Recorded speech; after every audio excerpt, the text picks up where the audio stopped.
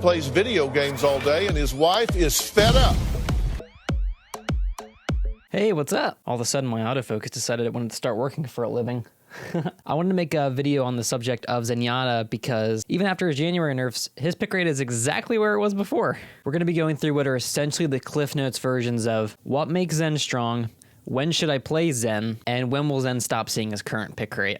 Because I'd like for this to be my first discussion video under 6 minutes, here's the fastest version of what makes Zen so strong right now. Big slow tank with shield, not effective.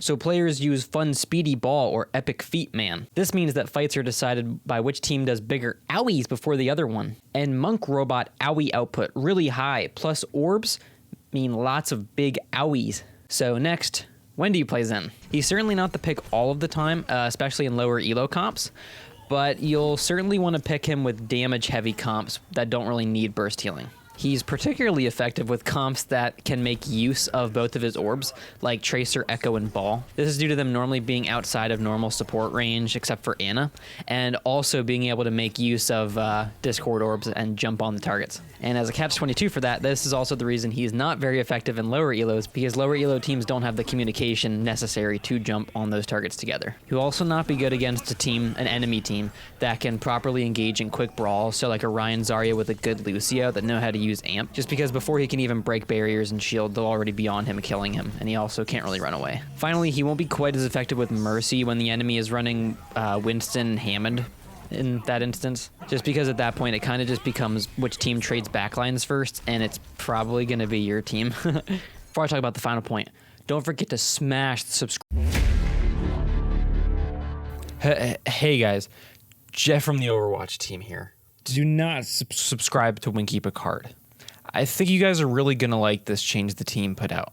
For every person that subscribes to this channel, the Blizzard team will take a trip to the Irvine, California Orphanarium and select one child to go and do Overwatch alpha testing. And for the next week, they'll be forced to test how future DPS changes feel as a tank player.